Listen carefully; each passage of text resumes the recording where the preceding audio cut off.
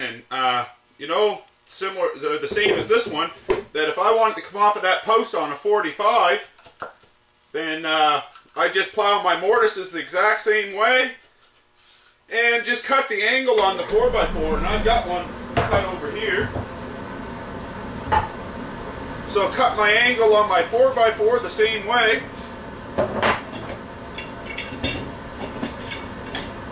And it just goes off of this fence the same way too. 3/4 of an inch to my router base.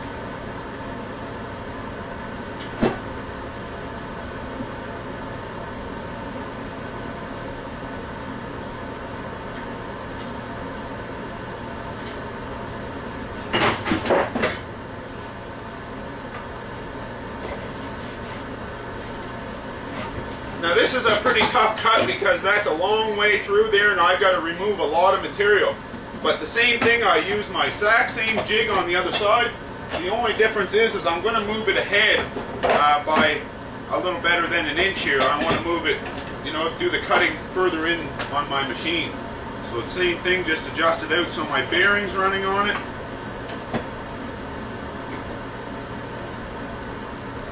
And time the curve.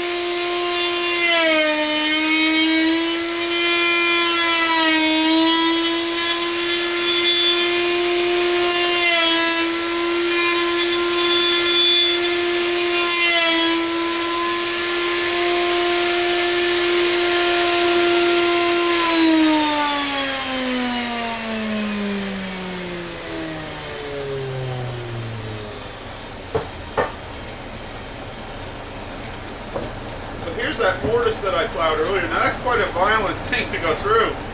This bit that I've got on, folks, is an old bit that I've had laying around here, and it's in desperate need of being resharpened. And plus this lumber's a little bit green, so it's even making it harder to router, but it did a really nice job, as you can see, and now that should go right into that mortise that I plowed earlier.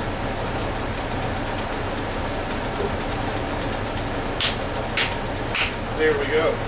So there's an angle tenon. Now I could do that angle on whatever angle I want. I've just got to cut that angle on my chop saw and then do the exact same thing, just positioning it, you know, the cut side towards my router base. So I've got one more interesting cut that I'd like to show you, and that's doing a 2x6. Say I want to come off my post, grab my piece that I bored earlier. So say that I want to come off my post on a different angle as well. You know, I want to come off on a 45 or a 22.5 or whatever angle, then it's the exact same way to set up. So I'll just set up right quick and do this cut just to show you.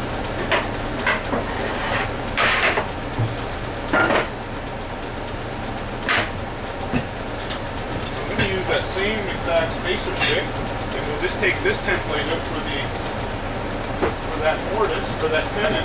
And I'll put my tenoning jig back in for the dowel.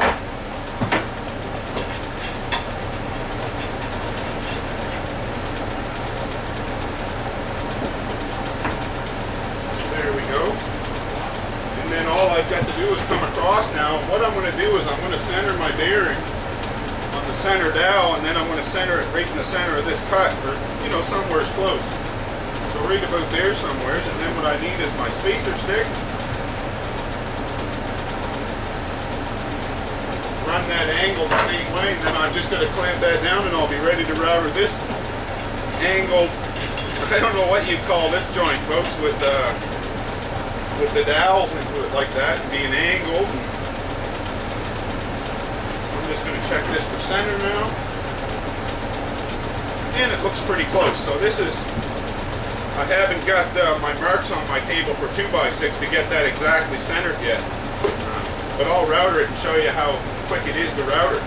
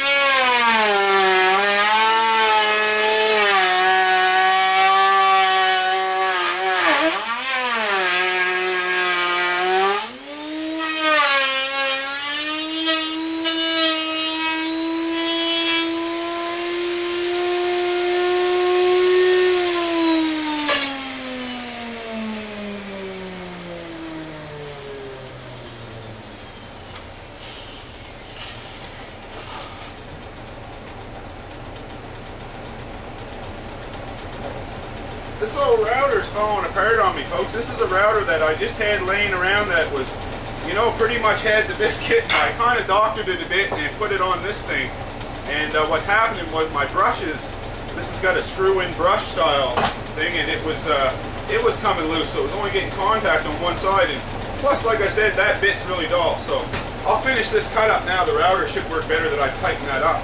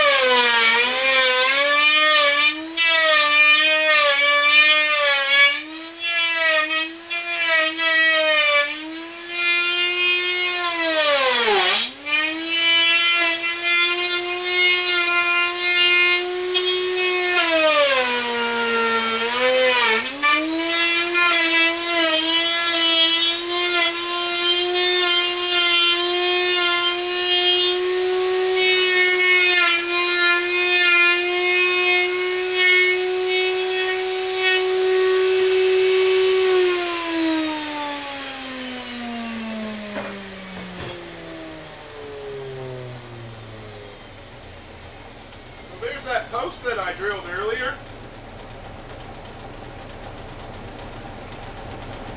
And if I had a little tap, folks, that would right in.